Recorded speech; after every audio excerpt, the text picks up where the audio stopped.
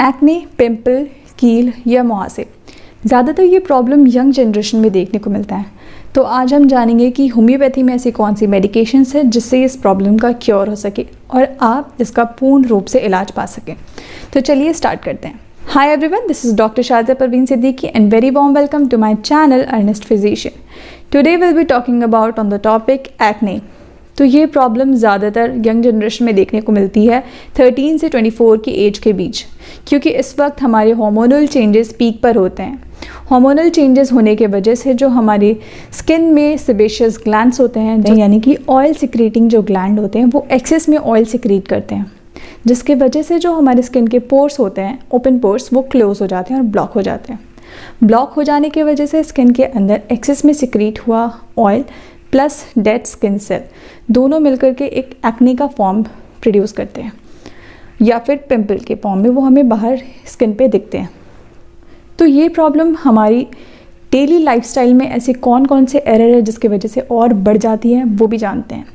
सबसे पहले है डाइटिक एरर, यानी कि हम अपनी डाइट में ऐसी कौन कौन सी चीज़ें लेते हैं। फॉर एग्ज़ाम्पल, हम ऑयली फूड ज़्यादा लेते हैं और हम फास्ट फूड लेते हैं, साथ ही हम पानी का इंटेक प्रॉपर नहीं करते और फाइबर रिच फूड नहीं लेते, जिस वजह से हमारी स्किन प्रॉपर हेल्दी न्यूट्रिएंट्स नहीं पा पाती। जो हम खाते हैं वो हमारी स्किन पर रिफ्लेक्ट होता है, जाहिर सी बात है। तो अगर हम फास्ट फूड और ऑयली और मसालेदार चीज़ ज़्यादा खाएंगे तो स्किन पे एक्ने ज़रूर से होगा। सेकेंड है excessive use of cosmetic products, यानी कि लंबे समय से स्किन पर कॉस्मेटिक प्रोडक्ट्स या फिर मेकअप लगाए रखना, जिसके वजह से हमारी स्किन नेचुरली ब्रीथ नहीं कर पाती और हमारे ऑयल ग्लैंड्स और सीबम ग्लैंड्स ब्लॉक हो जाते हैं। उस वजह से भी पिंपल अराइज होता है हमारी फेस पे। अब हम ये जान लेते हैं कि पिंपल कितनी तरह के होते हैं, क्योंकि ये जानना ज़रूरी है किस तरह का पिंपल आपको है और उसमें किस तरह का आपको ट्रीटमेंट या फिर कौन सी मेडिसिन आपको लेनी है। तो सबसे पहले होता है वाइट हेड्स। वाइट हेड्स यानी कि पिंपल के टिप पर एक वाइट कलर की ओपनिंग होती है, ठीक है। नेक्स्ट होता है black heads. Black heads usually हमारे नोज़ के एरिया या फिर फॉरहेड के एरियाज़ पे देखने को मिलता है। पिंपल पे ब्लैक कलर के स्पॉट्स और टिप बने हुए होते हैं। थर्ड होता है पैप्यूल। पैप्यूल होता है वो रेडिश फॉर्म का ब्राइट रेड पिंपल्स होता है, जो कि फ्रेशली अराइज होता है, उसमें बहुत पेन होता है। फोर्थ होता है पस्ट्यूल, यानी कि पैप्यूल में जब एक वेंट बन जाए, आउटलेट बन जाए, उसमें पस फिल होने लगे तो उसे हम पस्ट्यूल कहते हैं। सिक्स्थ होता है नोड्यूल।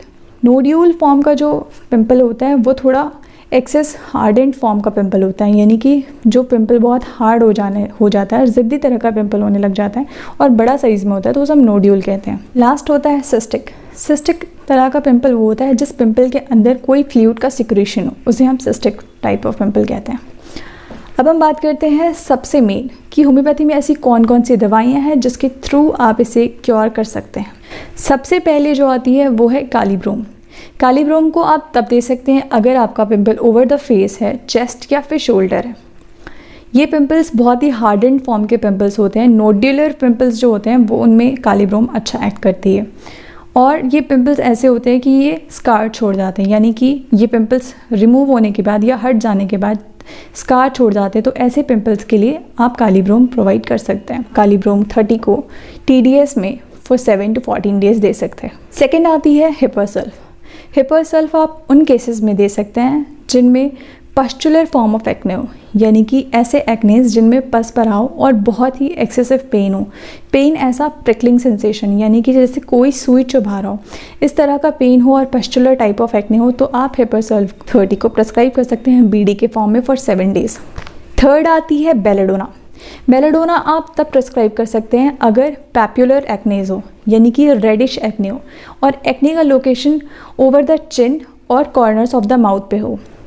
इस तरह के एक्ने बहुत ही ज़्यादा रेडिश होते हैं और उनमें पेन होता है, और पेशेंट का जो फेस है वो पूरा फ्लश्ड, यानी कि रेडिश फेस है, रेडनेस दिख रही है उसके फेस पे। इस तरह के अगर पेशेंट मिलते हैं तो आप बेलेडोना 30 को BD के फॉर्म में फॉर 7 डेज प्रेस्क्राइब कर सकते हैं। फोर्थ है पल्सेटिला। पल्सेटिला आप उन केस में प्रेस्क्राइब कर सकते हैं जो यंग गर्ल्स होती हैं, यानी कि स्कूल गोइंग गर्ल्स होती हैं, जो प्यूबर्टी के एज पर होती हैं।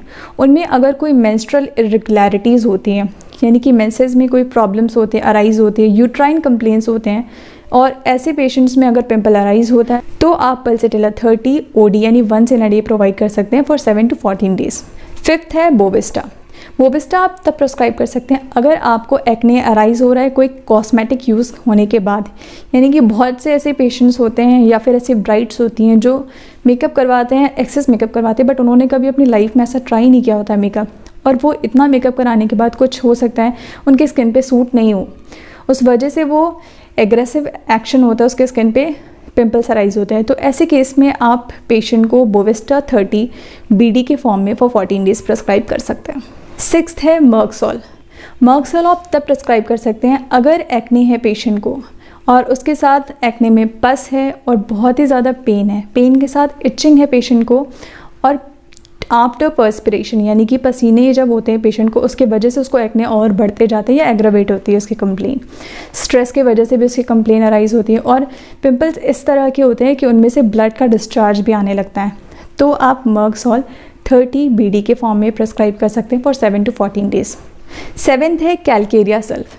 कैलकेरिया सल्फ आप तब प्रोवाइड कर सकते हैं अगर पेशेंट को एक्ने सिस्टिक फॉर्म का है, यानी कि मर्ज हुआ एक्ने एक लार्जर एरिया ऑक्यूपाई कर रहा है और उसके अंदर कोई फ्लूइड सिक्रीट है, तो आप कैलकेरिया सल्फ 30 पोटेंसी में BD for 7 to 14 days prescribe कर सकते हैं। Last but not the least 8th है सल्फर।